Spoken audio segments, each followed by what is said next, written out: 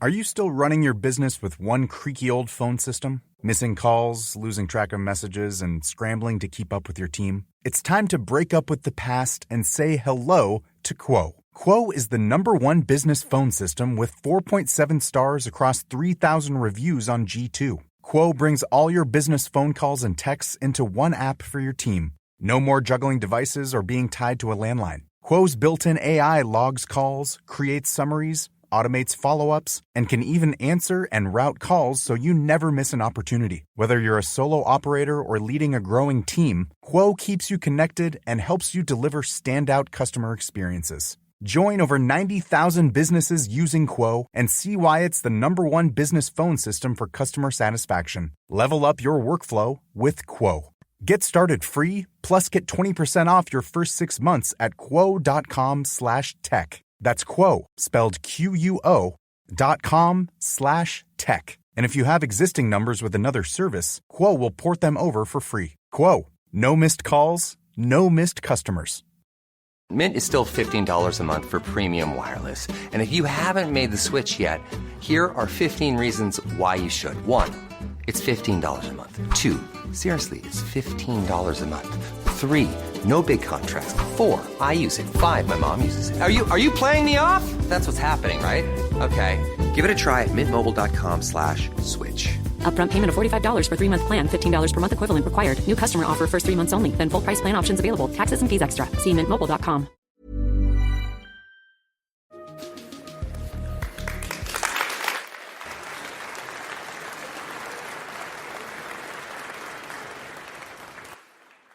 Welcome back to Texas, the home of Tesla.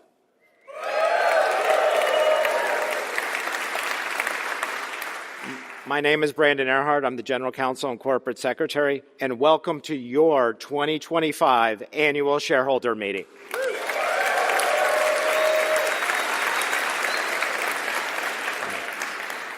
Similar to last year, this meeting will have 2 parts. We'll go through the 14 ballot items, and the second part, Elon Musk. Today, we will discuss business outlook and may make other forward-looking statements. Such statements or predictions are based on current expectations. Actual events or results may differ materially due to a number of risks and uncertainties that are disclosed in our SEC filings. Such forward-looking statements represent our views as of today and should not be relied on thereafter. We make no obligation to update them after today.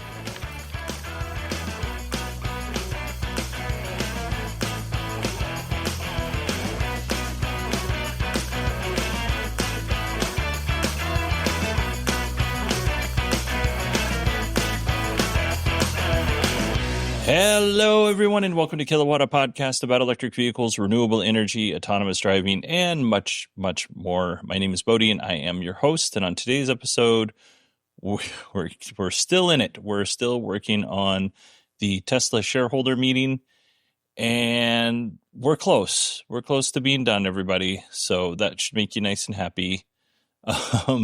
We will be covering the Q&A section, which is usually the more interesting of the sections, I think. Once we're done with that, then that'll be it. That'll be the whole series, the 3-episode series on the shareholder meeting. In the future, I will let everybody know from the very beginning, if this isn't something you're interested in, come back another time, because I did not anticipate for it to take this long, A, and B, I realized there are some people that just aren't Tesla fans, so which is why I put a warning in the last episode. All right. Having said that, question and answer section. I find this to actually be a little bit more entertaining than some of the other ones, like I said. The first question that was asked, I skipped over because, there was a lot of, hey, Elon, you're great. Tesla's great. We all love you. And then there was one request at the end that I thought was interesting. So it wasn't really a question as much as it was a request, but it was to have a bigger venue for the next shareholder meeting so that more retail investors can join. And they said, we want it to be like a party. Speaking of party, my family is printing stuff. So I'm going to pause this while my kids print their homework, and I'll come back. And we're back. Just the joys of having a home recording studio. Anyway, the second question is, can we have full self-driving instead of being tied to the car? Can we have it tied to our account? So let's go ahead and listen to that. Elon, as a father, I just want to first thank you for everything you're doing in the world, especially freedom of speech. Thank you. And one question. Will you or Tesla ever consider FSD tied to an owner's account rather than a vehicle to encourage more frequent upgrades, provided the transfer is to only a brand new Tesla vehicle while fostering brand loyalty? If the vehicle is sold or traded without upgrade to another Tesla, FSD ownership would end. Well, we have done that a few times. I guess we could extend it again. All right, we'll extend it. We'll extend it for at least another quarter, and then play it by ear after that. So Elon either didn't want to answer this question or he misunderstood the question. Either way, I think this would be a nice thing to offer customers moving forward, especially customers who have purchased FSD in some form or another since, the 2010s era. It would be a nice way to say, hey, thank you for believing in us. However, I think it's unlikely. My personal opinion on this is it would be better to raise the price of each car a small amount and include full self-driving with every vehicle. That way Tesla could say, hey, we believe in this so much that we are going to include it with every car and, increase the price of the car $1,000. They have such a low take rate, they'd still make money. And then everybody would have it. But that's not what Tesla says. That's not their interest. I do think that Elon's goal of everybody wanting to pay $8,000 or $100 a month is I think that's a lot of money, and other car companies are offering similar services for less, and I think that Tesla is not going to get the premium that they want, even though they may have the better product. The other products, the other services are close enough right now. Maybe in the future there might be a huge update, 14.3 according to Elon. Maybe there might be a huge update and that will put them over the top, but I really doubt it. The next question is going to be about wheelchair accessible vehicles. Let's go ahead and listen to that one. Howdy, Elon. Congrats on not having to show up to work for free anymore. Yeah.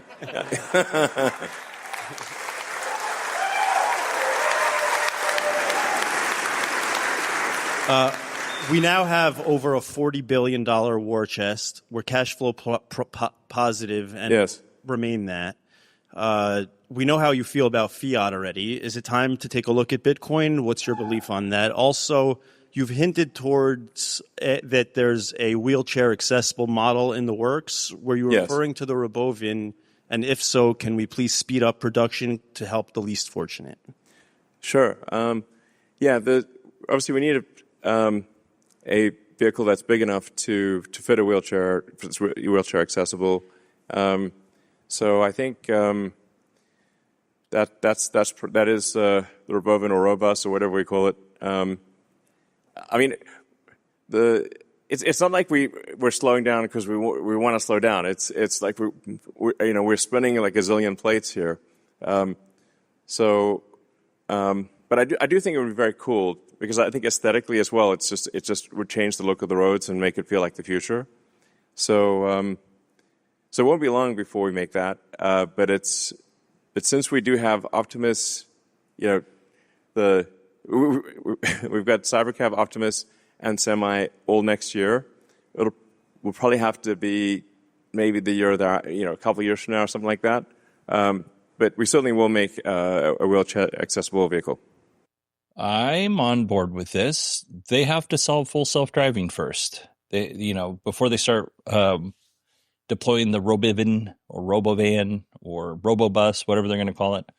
they have to really solve it, because this is truly a vehicle. The way they showed it off, this is truly a vehicle that is not set up like a typical vehicle, and would not have a place for a steering wheel, brakes, and a gas pedal and mirrors. I'm going to guess mirrors. You could just slap them on the side.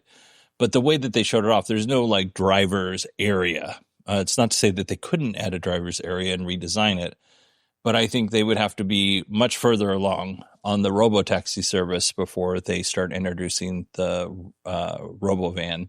But I am on board with a vehicle that's easily wheelchair accessible. You can call it right to your house, and it picks you up, and it adds more.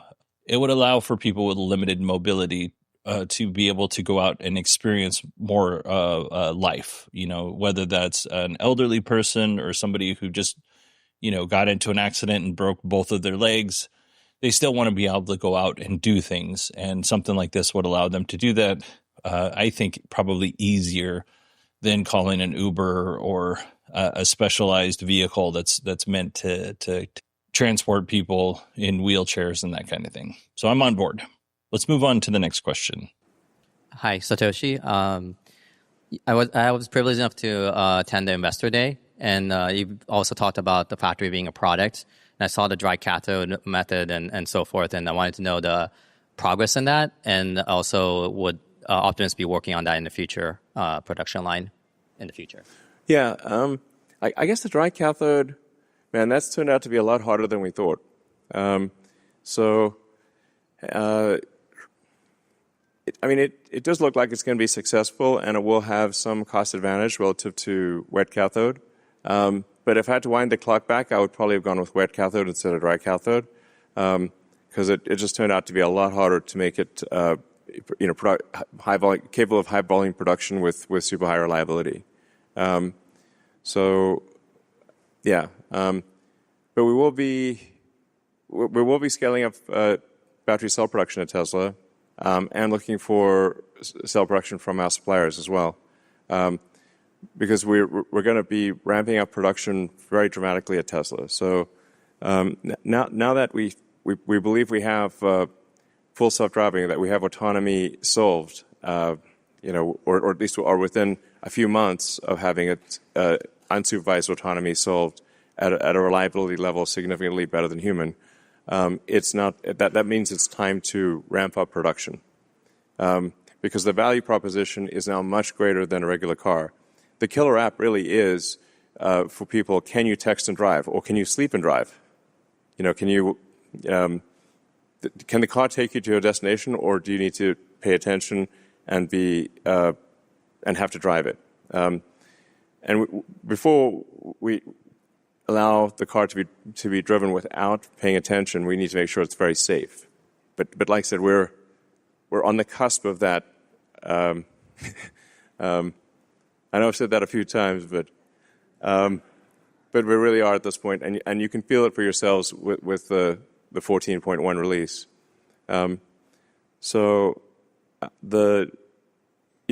What we're going to push to expand vehicle production as fast as we possibly can. So aspirationally, we'd aim to increase vehicle production by about 50% by the end of next year. So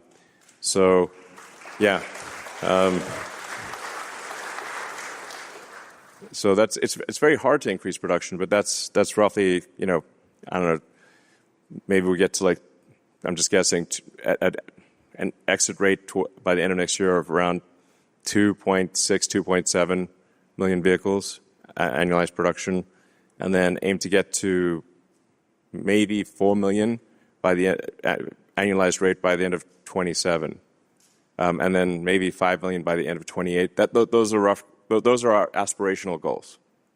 So this is a gigantic increase in output, which means that the entire supply chain has to move in unison with that increase in volume. The nature of producing a large complex product is that it moves as fast as the least lucky, dumbest element in the entire system, and there's 10,000 plus items. But But this, like I said, this really is it's not just a new chapter for Tesla, it's a new book. And that new book is massively increasing vehicle production and ramping up Optimus production faster than anything's ever been ramped up before in history. Starting off, he kind of answered the question in terms of, the dry cathode is difficult, but they are planning on scaling up battery production and things like that. The person who asked the question asked about would Optimus be able to help out in this? And I'm not sure. There's already purpose-built machines for these battery cells, and it's not to say that humans aren't involved. I don't think it would speed anything up. It might save some money, but I don't think it would speed anything up. Elon talked about scaling battery production. He kind of pivoted into something that this person didn't ask about, which is solving FSD. Autonomy, he thinks, is a few months away from being solved. I set a timer. Not a timer. I set a reminder for February to see if autonomy is solved or not. So we'll see how that goes. I did, though, spend my weekend, Friday, Saturday, and Sunday with my oldest, who has full self-driving in her AI 3 or Hardware 3, Model 3.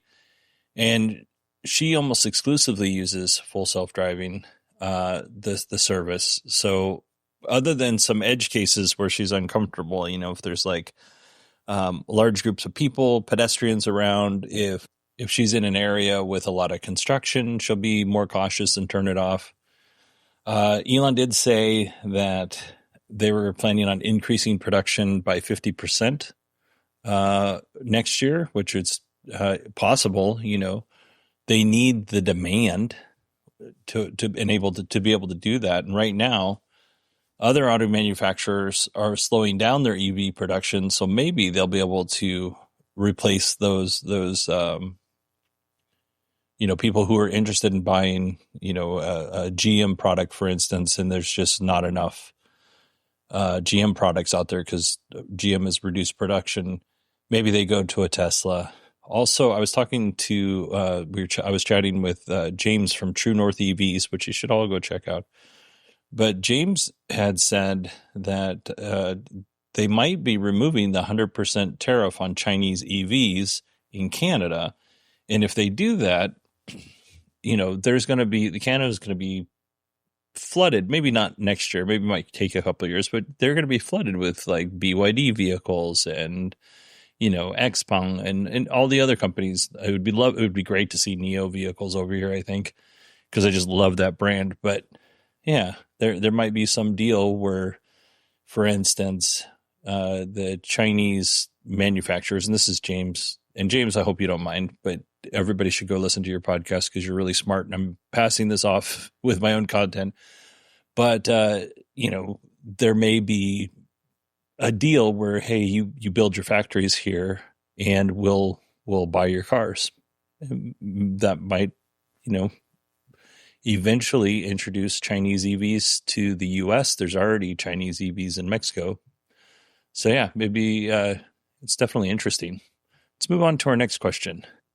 Oh, and I should say this next question, the volume's going to be a little low because the speaker, for whatever reason, I don't know if he was just far away from the mic, but I tried to correct it as best as I could. Awesome. Elon, thank you. Thank you from all of us. The retail shareholders really, really care. And so I echo the sentiment of, a larger venue where more can come. As a testament to that, I was fortunate enough to be here last year. And since then, touring the factory, talking to, people that work here, I'm just a retail shareholder, but increased my holdings 12 times, right? So I know it's really engaging and gives people a confidence. And so thank you for having us. And I do echo that. I hope it grows. Last year, I'm the one that asked you about your well-being and safety. Oh, yeah. I'm still alive.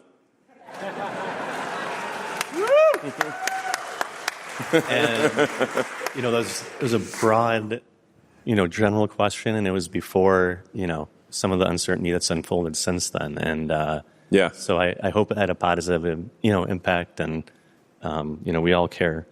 And so, My question this year, you've talked recently about the most mind-blowing product demo of all time and a shot at being the most memorable product ever. Roadster. Yeah. And I have patiently been waiting on my Founders Series Roadster reservation. So on behalf of the Founders Series guys that have stuck in there, can we be invited to this unveil? Oh, yeah, sure. Absolutely. Definitely. Okay. Yes. So all Founders Series can be invited? Yes. I mean, it's the least we could do, frankly, for people that are long-suffering Roadster reservation holders. I feel confident in saying it will be the most exciting product unveil ever. And I hope that whether it goes well or doesn't go well. Since I'm up here, can I get the first one?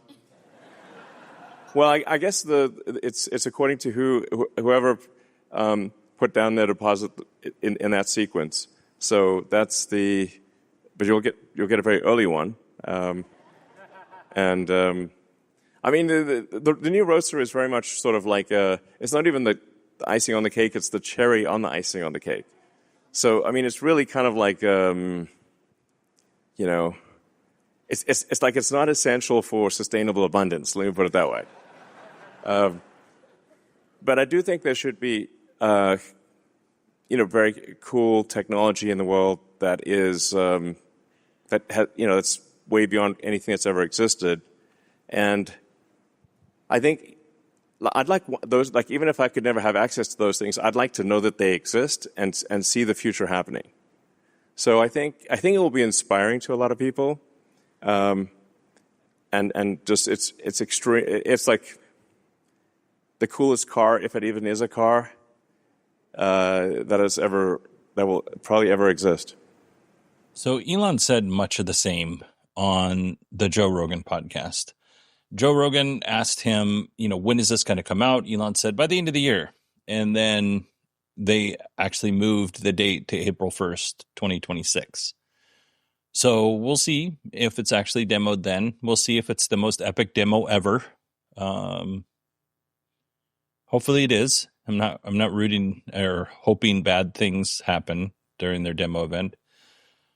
But, I think this is a good question. And I think, it's been said that something 12 to 18 months after the reveal, people will start getting their cars. And, when was the Roadster revealed? 2017, something like that? Roadster announced. Yeah, November of 2017. So if it debuts next year, we're talking 11 years from announcement to demo.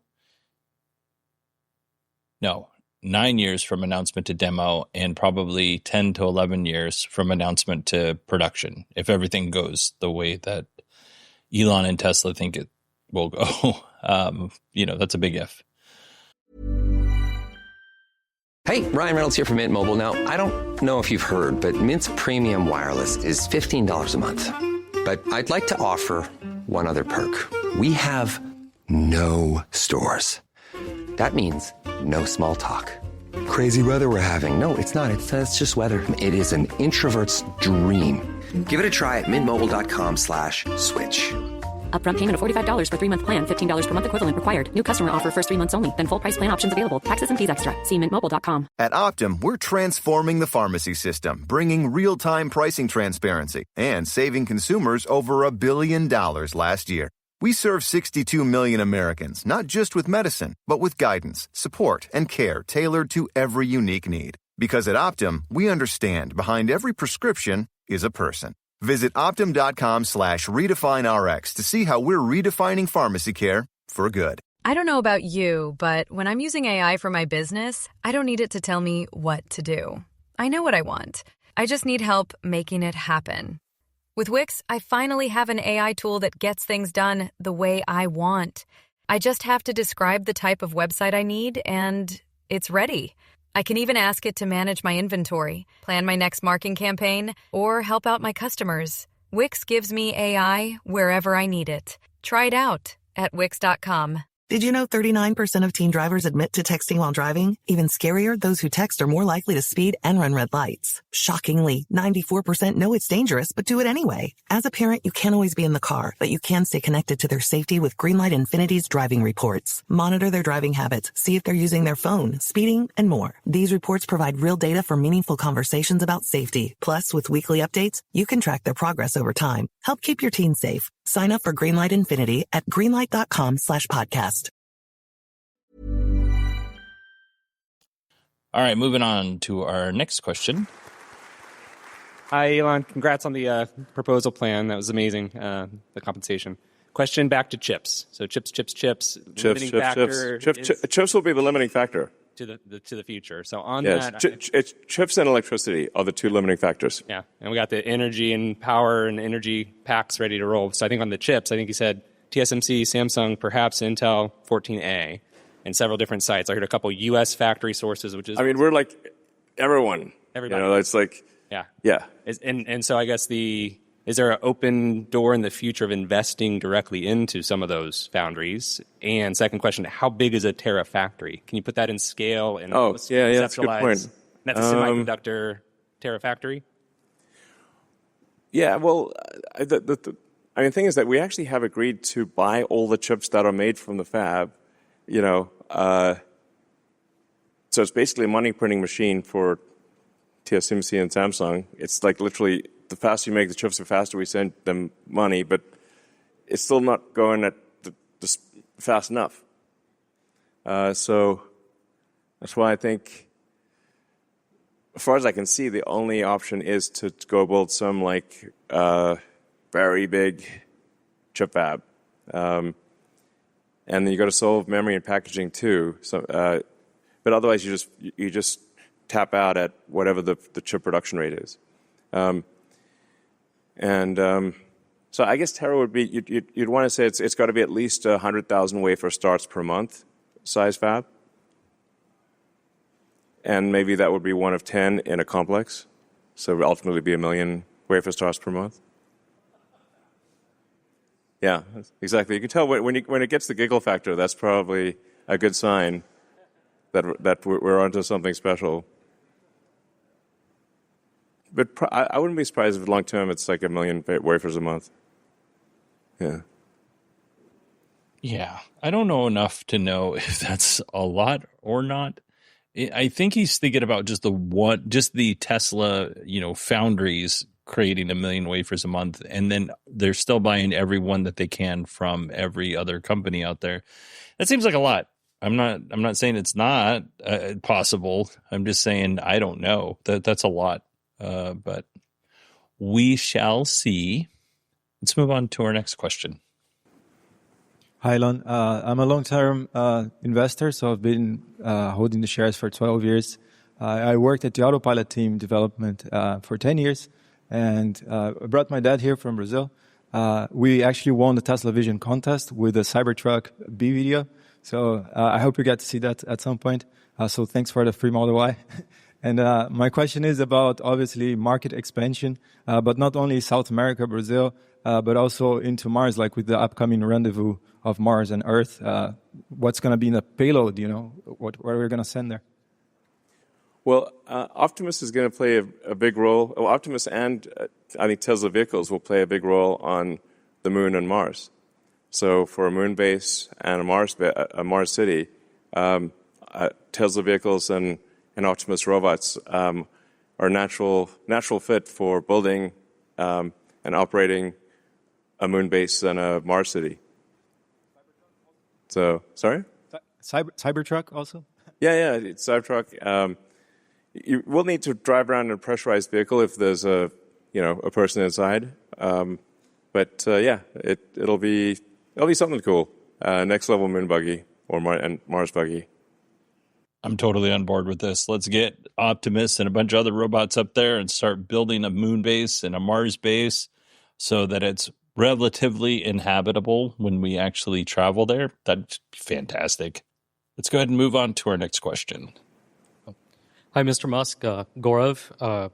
Been a fan of yours since 2006. I think I saw a piece in Popular Science magazine. It was really cool, and I think I was 15 at the time. Shareholder since 10 years now. It's been really, really rewarding. It's changed my life. So thank you very much to you and Tesla. My question is regarding Tesla's mission for a sustainable future as it pertains to autonomy. I personally fully expect a deflationary period after, unlocked by autonomy, basically, both in moving humans and goods and whatnot, excluding Optimus even. What efforts is Tesla going to focus on to reduce the dollar per mile? Rough math, I think like 30 cents a mile would be really nice. 50 cents is pretty good too. I mean, looking at inflation later on. And then I guess the second part of that, how low does it have to be for people to just stop buying cars, like where it doesn't make economic sense to do that? I expect that to affect economies of scale and then further increase the pricing of vehicles there on out. So what is that node at which inflection happens? Well, in terms of cost per mile, I mean, we do see a path with a lot of work to get below 20 cents a mile in current year dollars. I somewhat agree that things will probably be deflationary as productivity increases, because you can think of money supply as being the ratio of goods and services to what's the growth in goods and services versus the growth in the money supply. That ratio is basically inflation. So if the output of goods and services grows faster than the money supply, then you necessarily have deflation, or vice versa. They try to make it sound complicated, but it's not. I'm not sure that even government overspending can actually. I think government overspending will be lower than the increase in productivity of goods and services, which would imply deflation as you expect. Sorry? What about economies of scale and the impact it has to how you respond as an automotive company when people stop potentially buying cars? Economies of scale? In like auto manufacturing, for instance, it only makes sense if lots of people buy your vehicles. The total number of vehicles will decrease. The sort of vehicle fleet out there is about 2 billion cars. Right? 2 billion. If you add up all cars and trucks that are not at a scrapyard, I think it's around 2 billion. But that number would decrease with autonomous vehicles. So the total fleet size would drop. I actually think miles driven will increase because it is now much less painful to travel somewhere. So if somebody's thinking about traveling across a busy city, then they'll take into account, well, how much pain do I have to deal with? If I have to go through 2 hours of traffic, I probably won't do it. But if you're just, say, sitting in a cybercab watching a movie or doing some work, then it's just like sitting in a little lounge. So I think you'll see probably a significant increase in total miles driven, but at the same time, a decrease in the total active fleet of vehicles. Okay, so let's say it's 50 cents a mile. So you get a robotaxi, you're going to pay roughly 50 cents a mile for your drive. You don't have to tip the robotaxi. So if you drive 100 miles, it's $50. It's not too bad. Let's flip that, though, and say that you want to put your car on the robotaxi network. If you drive, if the car drives 100 miles, you get $50. And those are miles that are actually with a rider in it. It doesn't include driving from one location to another. So you could end up driving more than 100 miles to make that $50, right? If your last pickup and your next pickup are 7 miles apart, well then, those 7 miles don't count towards the 100 miles because you don't have a rider in your car. So that would be $50 if you went for 100 miles. We can assume you're going to have some wear and tear on your car. And if we conservatively say we'll add 8 cents a mile for the wear and tear, now we're looking at $42. So your $50 for 100 miles, and it's actually, like I said, a little bit more than 100 miles, but the 100 miles driven with a person in, you get $50. And then it's $8 just for that 100 miles, but it's going to be a little bit more because you still are going to pay maintenance, wear and tear, and charging on the miles that somebody isn't in the car, where the car is going from wherever it's parked to picking somebody up. And like I said, if that's 2 miles, not a big deal. If it's 10 miles, that's 80 cents that you have to take away from that. And then from there, if we take $10 away for Tesla's fee, and this is, again, if you are on the Robotaxi network, you take $10 away from that for Tesla's fee, we're at $32. On the flip side, if we can get down to $20, right, for 100 miles, that all of a sudden becomes, because our maintenance and wear and tear doesn't change. So now we're at $20. You take $8 away, we're at $12. And let's just say Tesla's being really nice and only takes $4 away for the service fee. Now you're at $8 for that 100-mile ride. What I'm trying to illustrate here is I don't see where this makes sense for somebody to put their car on the Robotaxi network, especially when we're talking about such low numbers. I think it will end up not being in your benefit, which I do also think that, Tesla might come out with higher numbers eventually, but I think with the Cybercab, I think they want to use their own vehicles for Robotaxi.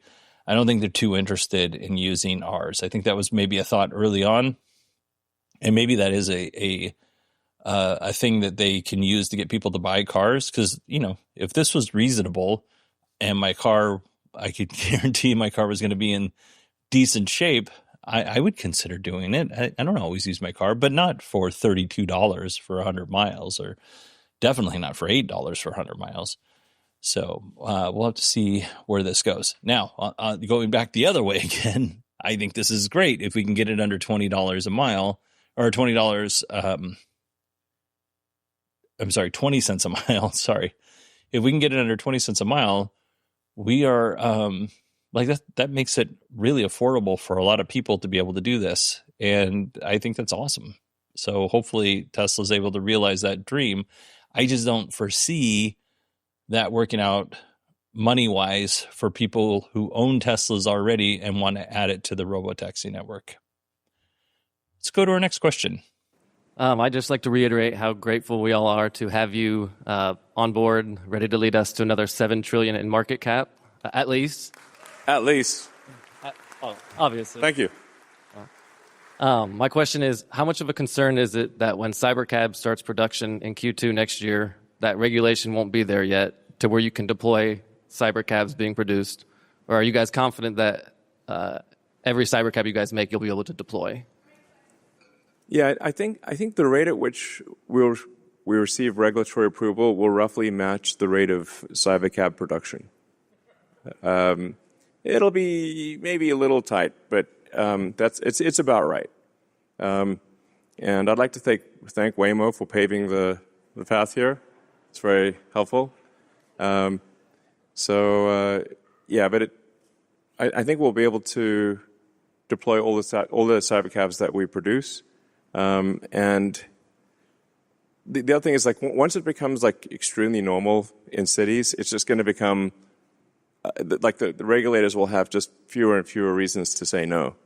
And then you've got this, we've got the accident statistics at scale, and you can show that autonomous miles save lives. And you've got unequivocal, billions of miles to prove it. Then I think it's hard for regulators to say no. I largely agree with this, but Tesla's system and Waymo's system is not the same. So in one hand, it is beneficial that Waymo went before Tesla and opened people's eyes to the possibility of, robo-taxis or driverless cars, for instance. I think that's correct.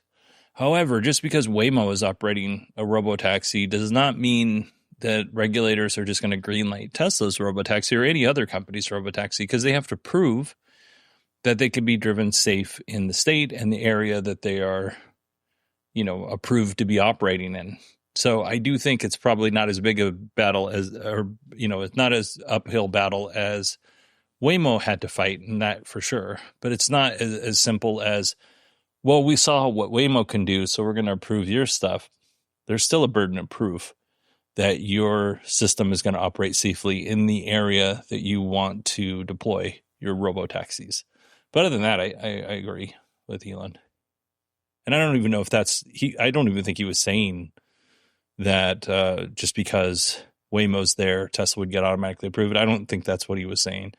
I'm just giving a little more context just in case anybody else thinks that's what he was saying. Let's move on. First of all, Elon, thank you so much for everything you do for the Tesla shareholders. Thank you. Do you see a path for Optimus to have consciousness downloaded to it? You mean human consciousness or? Yes. Yeah, I mean, it's not like immediate. But if you said down the road, would you be able to, say, with the neural link, have a snapshot of, or at least an approximate snapshot of somebody's mind, and then upload that approximate snapshot to an Optimus body? I think that at some point that technology becomes possible, and it's probably less than 20 years. Yeah, but of course you won't quite be the same. Be a little different because you'll be in a robot body, and the mental snapshot will not be precise. It'll be probably pretty close, but not exactly the same. On the other hand, are you the same person that you were 5 years ago? Nope. I mean, a lot of things have changed. But I guess at some point, if you want to be uploaded to a robot body, my guess is that becomes possible. It's an interesting question, but, it's still not you, I do like that he threw in there, are you the same person you were 5 years ago? Because we all grow and adapt. Hopefully we grow and don't regress, but we grow and adapt.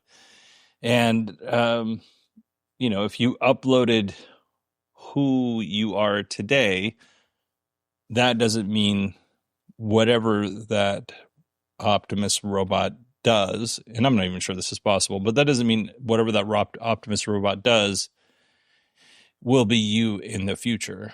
As a matter of fact, it might do things like if let's say you're at 40 years old, you uploaded your consciousness to the Optimus robot. Say you're 20 now, Elon's right, in 20 years, you're able to do this. At 40, you upload it. It'd be very interesting to see what path the Optimus robot took in the next 20 years and what path you took in the next 20 years. Because I would tend to believe they would not be the same. And they probably wouldn't even be close to the same. But it is an interesting thought experiment. Let's move on to our next question. Oh, and I should say that the gentleman asking the question steps away from the mic and continues talking. I did my best to boost that, but you may in this clip hear some silence or maybe some gentle talking. We'll see how it turns out once everything is published. Elon, look around you. This is a very, very small sample of Tesla soldiers. Maybe, actually, I should say Elon Musk soldiers. Well, thank you for your support. So, thank you, everyone. I'd just like to say thank you from the bottom of my heart for your support. Thank you. And thank you, everyone out there. So, I know for sure a lot of them sold the farm to buy Tesla. And they stuck with Tesla through thick and thin, good days and bad days. Yes.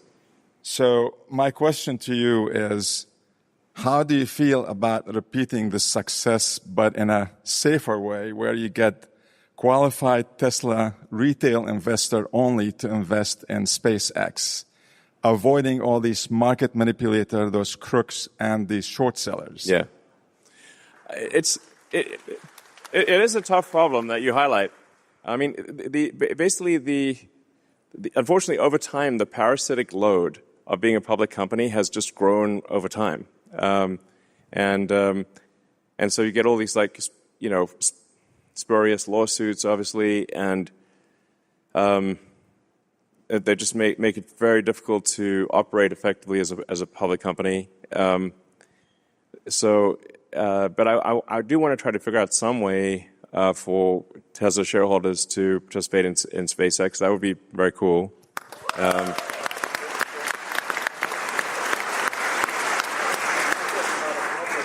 know how you feel about it. People now can buy a qualified investor, can buy shares there. When we do that, when we make this way, it's available for people that this shareholder that are qualified to be illegal. And this way you'll avoid all this manipulation, avoid all this public exploit.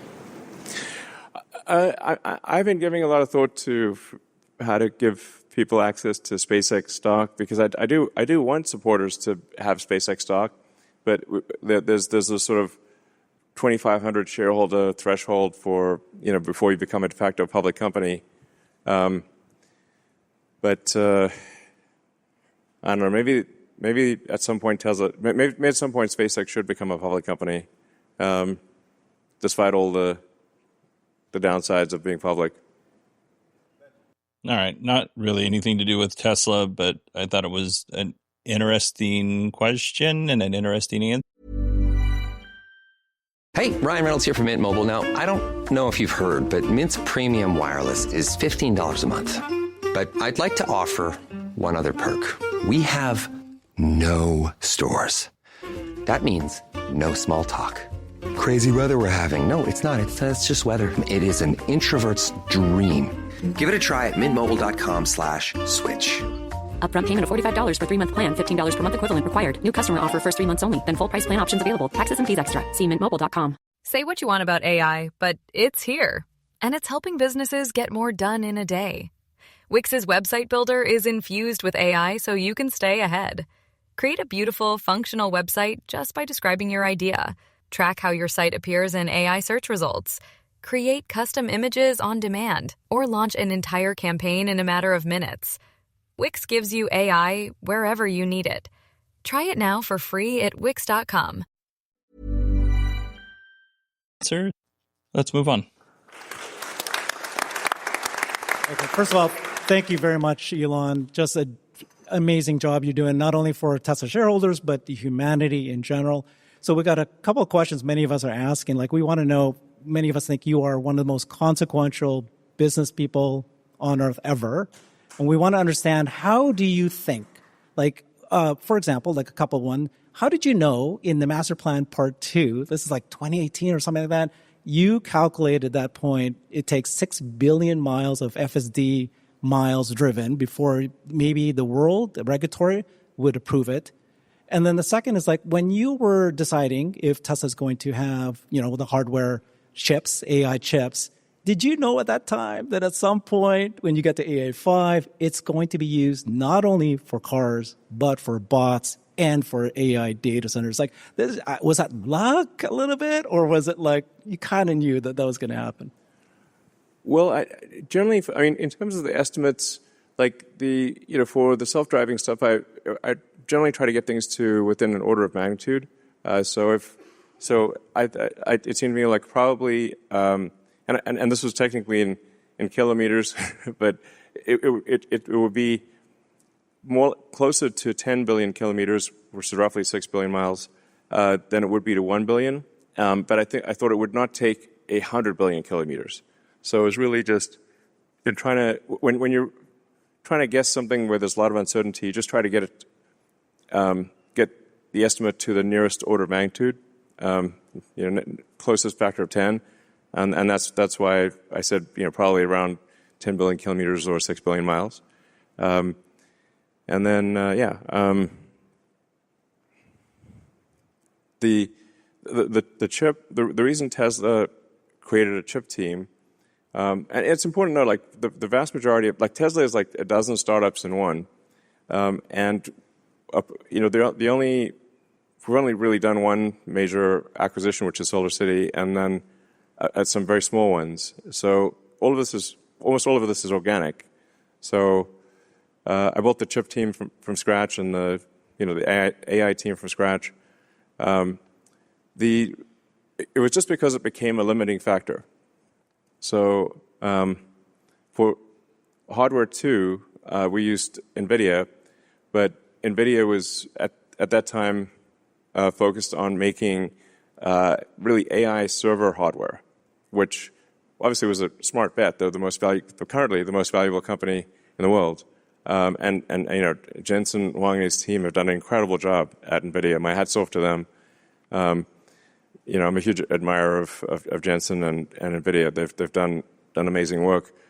But they didn't want to do a low cost, power efficient car computer at the time, AI car computer. So I was like, well, okay, I guess we need to start a chip team to solve that. So then that's when I hired Jim Keller, and we built the chip team, and did AI3, then AI4, and then to be honest, we made some mistakes there with AI5, but now AI5 is back on track, and we'll have a very rapid cadence to AI6 and so forth. And this is really necessary for the car to like with AI4, I think we can get to 200 or 300% better than human safety, maybe 400% better. But with AI5, I think we can do 1,000% better, or maybe even better than that. Than human safety. So at a certain point, actually, it might be too much intelligence for a car. Because I was thinking, what if you get stuck in a car and you have too much intelligence? But then one of the things we could do is when the car is idle is use the car as a massive distributed AI inference fleet. So, with the consent of customers, we're like, do you want your car to earn money for you while it's sitting in your garage at night? I don't know. We'll pay, $100 a month or $200 a month or whatever the right number is, if you allow Tesla to do AI inference workloads when you're not using your car. So that will also help the AI in the car not get bored. Because I sort of imagine, what if I got stuck in a car, and then and the highlight of your day was driving. It's like, but they don't always want to drive. So then what do you do the rest of the time? So I think Tesla could actually end up having the largest. Tesla might end up having the most amount of AI inference compute in the world. If you think maybe if we had 100 million car fleet, and at some point we may have more than 100 million car fleet. And they'll have AI6, AI7, and if you're able to run a kilowatt of inference on 100 million car fleet, now you've got 100 gigawatts of distributed inference with built-in cooling and power electronics and distributed power. So, probably the market's valuing that as 0.0 right now, is my guess. But it seems like an obvious thing to do. If you've got distributed inference AI and you've got the power and the cooling, which is very difficult to do the power and the cooling, and 100 gigawatts is a lot. I mean, the average, as I said, the average power consumption in the U.S. I think is around 460 gigawatts that's the entire electrical consumption of the U.S. So if you did 100 gigawatts, that would be a pretty big number. But yeah, it's basically something as a limiting factor, and then we take actions to address the limiting factor. Interesting. I don't have any way to say if this is true or not, but it's, I love it when we get more information, especially, learning that Tesla had a little issue with AI5 and now they're on track, and we'll see if that's really the case. But yeah, I think it's cool. Let's go to our next question. We're almost done here. Hi, Elon. My name is Jonathan. You mentioned that the Roadster will have more tech than all the James Bond vehicles combined. Do you think there's any possibility that any of that tech will make it into the current vehicle lineup? No. Help me, please. And to follow up on that, do you have any estimate of production or delivery timelines for the Roadster? I guess, so we're aiming for the product unveiled will be of the Roadster 2, which will be very different from what was shown previously. That demo event will be April 1st of next year. I have some deniability because, I could say I was just kidding. But we are actually tentatively aiming for April 1st for what I think will be the most exciting, whether it works or not, demo ever of any product. And then I guess production is probably about 12 to 18 months after that. I think production is probably a year or so after that. Oh, well, I can't give away the secrets, but you won't be disappointed. We talked about this earlier, so I have nothing to comment other than let's move on to our next and final question. All right, we'll take one last question, I guess. Hey, Elon. All right. 3 last questions? Okay. Hi, Elon. I'm really excited about this future of sustainable abundance that we're talking about. You're going to be saving a lot of lives with FSD, but the number of lives that will be saved and improved with this future vision you have is really inspiring and very exciting. So even today, you've mentioned, though, that in a post-scarcity world, the role of money could diminish or become obsolete. Mm-hmm. Given that much of today's power, including yours, is tied to wealth, do you think achieving this abundance would require powerful people to relinquish their power? And how might we address resistance from those who hold power to make this vision a reality? Well, I think actually long-term, the AI is going to be in charge, to be totally frank, not humans. If artificial intelligence vastly exceeds the sum of human intelligence, it is difficult to imagine that any humans will actually be in charge. Okay, so when the guy's like, I look forward to sustainable abundance or whatever it was, I was like, well, this is not a question that we're going to do. But then I think he turned it around because he was like, well, that's going to require more than, there's a lot of rich and powerful people, including yourself, that kind of needs to go along with this. And, Elon's, saying, well, I think the AI is going to be in charge. I think that's probably dodging the question, because the reality is this guy's right. We need more than just Elon to decide that this is something that we're going to do. You need stakeholders from across the globe, and depending on what we find in space, across the universe. All right. I said that was the last question, but then Elon after that was like, oh, okay, well, we'll take a couple more. So we'll see. I'm gonna check in and see where we're at on questions, and I'll only bring the good ones back. The farm to table questions. That's what I'm going to bring to you.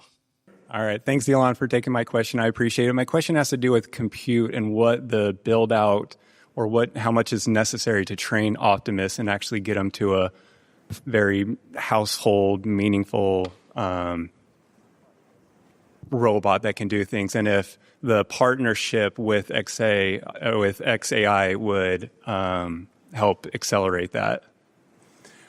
Yeah, there's a lot of training compute needed for Optimus, and because the AI chip in the robot is relatively weak because it's really limited on power, you can make up for that with a lot of training. To have a lot of training result in a very efficient AI that can run on a low power chip in the robot. So it is. We will actually have to spend a lot of money on training. Like ultimately it'll be like tens of billions of dollars on training compute. So it's a big number. Would a partnership with XAI help accelerate that? Yeah, I think potentially. Yeah, I think that could. I think there's potential for accelerating that. So, yeah, did the XAI investment thing get approved? No. Yes. Okay. Whatever. Whatever. Like it's like Tesla and some other company that I have an interest in, then it's like always quite complicated to do things. Has to go through a lot of hoops to happen. But I do think there's a lot of potential for collaboration with XAI in the future, and with SpaceX. So. Mm-hmm. Yep. Well, I think I've already said all I need to say in terms of the XAI thing. If you weren't clear, maybe I didn't say this because it's been a long couple of days of doing this. There wasn't enough. There was enough votes to. There were more yeses than nos for the XAI, but more people abstained, and so Tesla's got to look into that a little bit more. I don't know if we actually talked about that or not. And then the last question, the real last question, that person asked if they could get the Tesla app in Hebrew, and Elon was like, "Well, don't we have it in all languages?" And apparently, it's not in Hebrew. So Tesla will be working on that, and I'm sure any other languages out there that they have neglected, they'll go ahead and add those languages as well. All right, everybody, that is it for me. Tomorrow we have another episode. It might be short. It might be 10 minutes. A lot of content created this weekend. I don't know if you can tell, but my I didn't have a busy week planned for the second job, and so I've been able to do a lot of other things that I wouldn't normally have the time to do. So, and unfortunately, that I have heaped all of that onto you.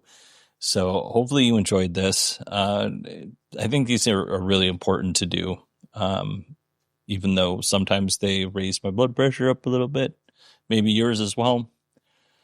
But yeah, so let's go ahead and end that here. If you want to email me, it's Bodie, BODIE at 918digital.com. You can find me on Twitter at 918digital. And then I am also on LinkedIn, and you just search for Bodie Grimm. Right now, I just found out today that the 918 Digital website is down because I had that website, like notifications for that website going to a completely different email address that I don't really monitor. And one of my debit cards had a little fraud on it, and I didn't realize that debit card was paying for that website. So, so I will, I'm trying to get that back up as we speak. So if you go to 918digital.com, there's not going to be anything there for now, and hopefully they're able to reactivate that for me. If not, I'll figure out something else. All right, everybody, I hope you had a wonderful weekend. I will talk to you tomorrow.